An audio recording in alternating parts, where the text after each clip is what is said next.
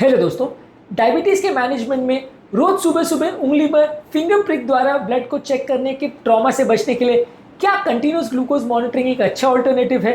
एक तरफ आपको मिलता है कंटिन्यूस ग्लूकोज मॉनिटरिंग जहां 24/7 आपके पास शुगर की सारी ट्रेसिंग रहती है, और एक तरफ आपको मिलता है उस टाइम का इंस्टेंट शुगर की रिकॉर्डिंग। ये दोनों टेक्नोलॉजीज में आपके लिए क्या बेटर है, और फाइनली हमारा वर्डिक्ट इस मामले में क्या है कि डायबिटीज़ के मैनेजमेंट के लिए आपको कंटिन्यूस ग्लूकोज मॉनिटरिंग का सहारा लेना चाहिए या घर पर ग्लूकोमीटर डिवाइस का सहारा लेना चाहिए। क्या फ़ायदे नुकसान है इसमें और प्रैक्टिकल इसकी यूटिलिटी क्या है, ये सारी चीज़ों के बारे में आपको बताएंगे। आज का टॉपिक है continuous glucose monitoring versus glucometer आपके लिए क्या अच्छा है। टॉपिक पर जाने से पहले जो लोग हमारे चैनल पर नए हैं, मैं रिक्वेस्ट करूँगा कि चैनल को सब्सक्राइब करें। हमारे चैनल का पर्पज़ है लोगों को हेल्दी बनाना, हेल्थ एजुकेशन द्वारा। इस मिशन में हमारे सहभागी बनिए चैनल को सब्सक्राइब करके, ताकि आप हमारे कोई भी हेल्दी कंटेंट को मिस ना करें। कंटेंट को फ्रेंड्स फैमिली के साथ शेयर करिए। इस बारे में हमारा फाइनल वर्डिक्ट क्या है, हमारे ओपीडी की कुछ इंटरेस्टिंग स्टोरीज, कुछ साइंटिफिक फैक्ट्स और स्टडीज और कुछ प्रैक्टिकल यूटिलिटी के पॉइंट्स और एग्जांपल्स आपको समझाने के लिए ये सारी चीज़ें आपको बताता रहूँगा टॉपिक के दौरान। तो बने रहिए हमारे साथ एंड तक। चलिए शुरू करते हैं। आप अपना शुगर कितनी बार चेक करते हो, हफ्ते में 1-2 बार या कंटिन्यूस? कि आपको कंटिन्यूस ग्लूकोज मॉनिटरिंग टेक्निक के फायदे नुकसान के बारे में पता है? कमेंट सेक्शन में लिखकर हमें जरूर बताएं। कंटिन्यूस ग्लूकोज मॉनिटरिंग और अगर हम ग्लूकोमीटर को कंपेयर करें तो डेफिनेटली कन्वीनियंस के पॉइंट ऑफ व्यू से कंटिन्यूस ग्लूकोज मॉनिटरिंग टेक्निक काफ़ी अच्छा है, क्योंकि कंटिन्यूस आपको 24/7 शुगर की रिकॉर्डिंग मिलती रहती है, जिसको कई घंटे आगे पीछे भी आप चेकआउट कर सकते हैं कि आपके शुगर की ट्रेसिंग कैसे रह रही है। कोई पर्टिकुलर खाद्य पदार्थ को खाने के बाद आपका शुगर वैल्यूज़ में कितना फ्लक्चुएशन आया, कब आपका शुगर कम था, कब आपका शुगर ज़्यादा था, कौन से आपके सिम्टम्स जो थे वो शुगर कम ज़्यादा की वजह से हो रहे थे। ये सारी चीज़ों को आप ट्रैक कर सकते हो, जो कि सिंगल टाइम ग्लूकोज मॉनिटरिंग अगर आप ग्लूकोमीटर से करते हो तो उसमें ये फैसिलिटी नहीं मिलती है, क्योंकि इसमें आपके लिए प्रैक्टिकली पॉसिबल नहीं है कि दिन में 8 बार, 10 बार, 20 बार आपने शुगर को चेक करो। उतनी बार आप फिंगर प्रिक करोगे तो खर्चा भी बढ़ जाएगा और आपको बार बार पेन भी होगा हर बार प्रिक करने की वजह से।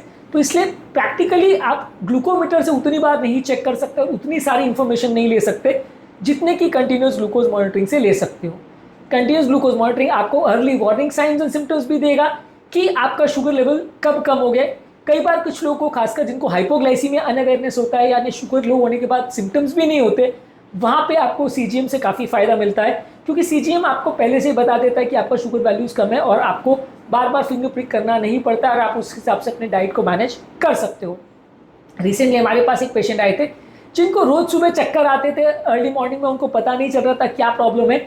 सीजीएम जब हमने किया उनका, तब पता चला कि उनका शुगर लेवल उस टाइम पे 45 के आसपास पहुंच जा रहा था। बेसिकली 3 बार वो ग्लूकोमीटर से चेक कर रहे थे, फिर भी ये फाइंडिंग मिस हो जा रही थी। लेकिन जब हमने सीजीएम किया तो पता चला कि ये जो उनको चक्कर आ रहे थे, जिस समय हाइपोग्लाइसीमिया के कोई और लक्षण उनको नहीं थे, लेकिन सीजीएम ने बता दिया कि ये जो चक्कर आ रहे थे वो लो शुगर की वजह से थे, जिसको करेक्शन करने से हमारा काम बन गया और उनकी प्रॉब्लम अपने आप चली गई। तो कई ऐसी इन्फॉर्मेशन सीजीएम आपको बता सकता है जो कि ग्लूकोमीटर आपको नहीं बता सकता है। सीजीएम आपके सडन शुगर स्पाइक्स के बारे में बताता है और सारे पैटर्न्स के बारे में बताता है जो आपका सिंपल ग्लूकोमीटर मिस कर जाता है, कि खाना खाने की कितने देर बाद आपको शुगर बढ़ा, कितना बढ़ा, कितने देर में कम हुआ। डेफिनेटली ये सारी चीज़ें ग्लूकोमीटर से चेक करना पॉसिबल नहीं है हर खाने के बाद, क्योंकि ग्लूकोमीटर से आप दिन भर में अपने आप को प्रिक करते ही रहोगे तो आप परेशान हो जाओगे। ये सारा पूरा ट्रेंड असेसमेंट करने के लिए आपको दिन भर में 15-20 बार प्रिक करना पड़ेगा, जो कि प्रैक्टिकल नहीं है। ज़्यादातर लोग ये कर नहीं पाते, ज़्यादातर लोग ये कभी नहीं कर पाते हैं। डायबिटीज़ टेक्नोलॉजी जर्नल में 2021 में एक आर्टिकल पब्लिश हुआ था जिसने बताया था कि 70% से ज़्यादा ग्लूकोज स्पाइक्स मिस हो जाते हैं जब आप फिंगर स्टिक मॉनिटरिंग करते हैं as compared to CGM monitoring. Glucometer के फायदे भी कुछ हैं। ग्लूकोमीटर ज़्यादा इजीली एक्सेसिबल होता है और कंपेरेटिवली थोड़ा सस्ता रहता है, तो लोगों को 700-800 रुपये में मिल जाता है। जबकि सीजीएम मॉनिटरिंग अगर आप करते हो तो 7 से 14 दिन की मॉनिटरिंग के लिए जो आपको डिवाइस मिलता है वो एवरेज आपको 3-4 हज़ार रुपये का डिवाइस पड़ता है। तो लगभग आपको हर 15 दिन में या हर 14 दिन में उसको चेंज करते रहना पड़ता है, और लगभग 4-4.5 हज़ार रुपये का आपको एक बार में डिवाइस पड़ता है। आज के डेट का मार्केट रेट जो है वो बता रहा हूँ, हो सकता है फ्यूचर में सस्ता हो जाए, लेकिन ये डेफिनेटली काफ़ी कॉस्टली पड़ता है, क्योंकि एक महीने का ही अगर आप 2 बार अगर सीजीएम यूज़ करते हो तो खर्चा 9-10 हज़ार तक पर पहुँच जाएगा। जबकि ग्लूकोमीटर 700-800 रुपये का आता है, एक बार आप स्ट्रिप से चेक करते हो तो 12 से 15 रुपये का टेस्टिंग होता है। दिन में 2-3 बार भी आपने अगर चेक किया तो 20-30 रुपये से ज़्यादा खर्चा नहीं आएगा। महीने भर का खर्चा मुश्किल से 1000-1500 से ज़्यादा एक्सीड नहीं करेगा अगर आप रेगुलरली भी चेक कर रहे हैं तो सीजीएम डेफिनेटली कॉस्ट के हिसाब से आपको काफ़ी ज़्यादा पड़ता है। ग्लूकोमीटर से चेक करना थोड़ा कंपैरेटिवली सस्ता पड़ता है। इसके अलावा ग्लूकोमीटर थोड़ा इजीली एक्सेसिबल भी रहता है और इसमें आपको सबको मोबाइल फ़ोन से उसको ट्रैक करना और सारी एक्सपेंसिव गैजेट्स को यूज़ करना, ये सारी चीज़ों की ज़रूरत नहीं पड़ती। आप इजीली उसको बिना किसी डिवाइस के, आपको टेक्नोलॉजी के बारे में उतना नहीं भी पता है तो भी ट्रैक कर सकते हैं, क्योंकि ग्लूकोमीटर यूज़ करना कोई भी घर पर भी बैठ के कर सकता है। जबकि कंटिन्यूस ग्लूकोज मॉनिटरिंग को यूज़ करना उतना डिफिकल्ट नहीं है, लेकिन डेफिनेटली उसको यूज़ करने में आपको थोड़ी टेक्नोलॉजी लगती है। सीजीएम में एक और फ़ायदा ये है कि रात के सोते समय अगर आपका कोई स्लीप का पैटर्न में कुछ गड़बड़ हो रहा है, रात को नींद के टाइम अगर शुगर वैल्यूज़ बहुत कम या ज़्यादा हो रही है, तो ये सारी चीज़ें भी आपको अच्छी पता चलती है। तो नॉक्टर्नल हाइपरग्लाइसीमिया या हाइपोग्लाइसीमिया, ये दोनों ही चीज़ें आपको काफ़ी अच्छी पता चलती हैं सीजीएम में एज़ कम्पेयर टू ग्लूकोमीटर। इसके अलावा सीजीएम से लॉन्ग टर्म लोगों का जो ग्लूकोज मॉनिटरिंग है वो बेटर होता है, तो इसलिए कंपेरेटिवली लोगों का जो HbA1c का कंट्रोल है वो भी बेटर होता है। एक स्टडी में 2017 में एनडीजे में बताया था कि टाइप 1 डायबिटिक पेशेंट अगर सीजीएम यूज़ कर रहे थे तो उनका सिग्निफिकेंटली बेटर HbA1c आया था एज़ कम्पेयर टू वो लोग जो रेगुलरली ग्लूकोमीटर यूज़ कर रहे थे, क्योंकि आप अपना शुगर का मॉनिटरिंग, अपनी दवाइयों के डोजेज और अपना खाना पीना सारा बेटर मैनेज कर सकते हो सीजीएम द्वारा। सीजीएम बेसिकली अगर उन लोग के लिए जिनको फ्लक्चुएशंस बहुत ज़्यादा होते हैं वहाँ पे काफ़ी अच्छा है।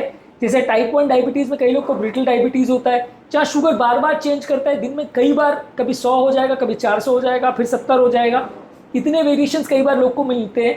तो वैसे लोगों में बार बार हॉस्पिटल ना जाना पड़े और बार बार सीवियर हाइपर या हाइपोग्लाइसीमिया ना हो, इसमें डेफिनेटली सीजीएम का काफ़ी इंपॉर्टेंट रोल है। सीजीएम यूजर्स अपने शुगर मैनेजमेंट के बारे में ज़्यादा कॉन्फिडेंट और ज़्यादा बेटर उसको कंट्रोल कर सकते हैं। सीजीएम में लेकिन कुछ प्रॉब्लम्स भी आती है। 2020 में एक मेटालिसिस पब्लिश हुआ था डायबिटीज़ और एंडोक्राइनोलॉजी जर्नल में, जहाँ बताया था कि सीजीएम का वैल्यू जो है कई बार जब रैपिडली शुगर चेंज होती है, जैसे कि एक्सरसाइज के टाइम, तो कई बार गलत हो सकता है। सीजीएम में थोड़ा सा टाइम लैग हो सकता है शुगर वैल्यूज़ के चेंज होने में, 5 से 10 मिनट तक का डिले देखा जा सकता है जब शुगर वैल्यू सडनली चेंज होती है तो सीजीएम की वैल्यूज़ को एडजस्ट होने में, जो कि ग्लूकोमीटर में आप थोड़ा जल्दी डिटेक्ट कर सकते हो। ग्लूकोमीटर में आप डायरेक्ट ब्लड चेक कर रहे हो तो ब्लड में वो शुगर जल्दी चेक होगा, जबकि इंटरस्टिशियल फ्लूइड में उसको आने में और सीजीएम की ट्रेसिंग में वेरिएशंस आने में कभी कभी 5-10 मिनट का टाइम लैग डेवलप हो सकता है। इसके अलावा सीजीएम आपको डेटा शेयरिंग की फैसिलिटी भी देता है कि आप अपना घर पर बैठ के चेक करो और अपने डॉक्टर के साथ डेटा शेयर कर सकते हो। ऑनलाइन मॉनिटरिंग, दूर कहीं बैठे डॉक्टर भी उसको कर सकते हैं, ये सारी चीज़ें भी फैसिलिटी आपको मिलती है। इसके अलावा आपके ओवरऑल मील्स को, एक्सरसाइज को, मूड को, ये सारी चीज़ों को कंपेरेटिवली बेटर वे में मैनेज कर सकता है। सीजीएम आपकी डाइटरी मैनेजमेंट में भी काफ़ी हद तक मदद करता है, क्योंकि आप अपने डाइट को किस हिसाब से मैनेज करो, क्या चीज़ से शुगर बढ़ रहा है, क्या चीज़ से कम हो रहा है, ये सारी चीज़ों को आप मैनेज कर सकते हो। तो ओवरऑल हम समराइज इसको ऐसे कर सकते हैं कि कन्वीनियंस के हिसाब से अगर हम बात करें तो डेफिनेटली सीजीएम ज़्यादा अच्छा है, आपको 24/7 मॉनिटरिंग मिल रही है, माथापच्ची नहीं हो रही है। इसके अलावा एक्यूरेसी की अगर हम बात करें तो डेफिनेटली ग्लूकोमीटर एक्यूरेट माना जाएगा। सीजीएम में थोड़ा सा वेरिएशन आ सकता है, ग्लूकोमीटर की रीडिंग सीजीएम की टेक्निक से थोड़ा ज़्यादा एक्यूरेट मानी जाएगी, क्योंकि आप ब्लड चेक कर रहे हैं, वहाँ इंटरस्टिशियल फ्लूइड को चेक कर रहे हैं। हालांकि बहुत ज़्यादा वेरिएशन और बहुत ज़्यादा गलती हो ऐसा यूजली नहीं होता, पर थोड़ा वेरिएशन इसमें मिल सकता है। कॉस्ट के टर्म्स में अगर हम बात करें तो ग्लूकोमीटर काफ़ी सस्ता है, सीजीएम काफ़ी महंगा है। अलर्ट्स और अलार्म्स की अगर बात करें तो सीजीएम में फैसिलिटी है कि आपको काफ़ी अलर्ट्स और अलार्म मिल सकते हैं, ये सारी चीज़ें आपको ग्लूकोमीटर में नहीं मिलती है। डेटा को अगर ट्रैक करना हो तो वो भी सीजीएम से आसान है, किसी और को भेजना हो, किसी से डिस्कस करना हो तो वो सारी चीज़ें भी ज़्यादा आसान है सीजीएम में एज़ कम्पेयर टू ग्लूकोमीटर। तो अगर आपको कॉस्ट का प्रॉब्लम है और कभी कभार चेक करना है और आपका शुगर कंट्रोल ठीक ठाक रह रहा है तो ग्लूकोमीटर आपके लिए सफिशिएंट है। यदि आपको टाइप 1 डायबिटीज़ और बार बार शुगर्स चेंज हो रहे हैं, बार बार अगर आपको मॉनिटरिंग करनी है, टाइट कंट्रोल अपना मेंटेन करना है और आपको डाइट और एक्सरसाइज पर भी इंसाइट्स चाहिए, आपको अपने लाइफस्टाइल को ज़्यादा बेटर वे में मैनेज करना और यदि कॉस्ट आपके लिए प्रॉब्लम नहीं है तो सीजीएम ज़्यादा बेटर है। तो ओवरऑल दोनों अलग अलग सब ग्रुप्स के लिए अच्छे हैं। ऐसा मैंने बिल्कुल नहीं कहता हूँ कि हर व्यक्ति को ग्लूकोमीटर से स्विच ओवर कर देना चाहिए सीजीएम में। सीजीएम के डेफिनेटली कुछ एडवांटेजेस हैं, लेकिन हर व्यक्ति के लिए एज ऑफ नाउ क्योंकि वो कॉस्टली है, वो प्रैक्टिकल उतना नहीं है। फ्यूचर में अगर इसके कॉस्ट कंपेरेटिवली और कम हो जाते हैं और पूरे महीने 2 महीने की मॉनिटरिंग की अगर डिवाइसेज आने लग जाती हैं तो शायद ये लोगों के लिए और ज़्यादा यूजेबल और ज़्यादा ईजी टू मैनेज बन जाएगा। उम्मीद करूँगा कि आज के टॉपिक में कुछ नई बातें जानने को मिली होगी। यदि ये कंटेंट आपको वैल्यूबल लगा तो फ्रेंड्स, फैमिली के साथ इसे शेयर करें। और हमारे चैनल का पर्पज़ ये है कि हम लोगों को हेल्दी बनाना चाहते हैं हेल्थ एजुकेशन के द्वारा। इस मिशन में हमारे सहभागी बनिए, चैनल को सब्सक्राइब करके, वीडियोस को शेयर करके, कंटेंट को लाइक करके और कमेंट सेक्शन में हमारे अप्रोच के बारे में आपको कैसा लगता है हमें ज़रूर लिखकर बताएं।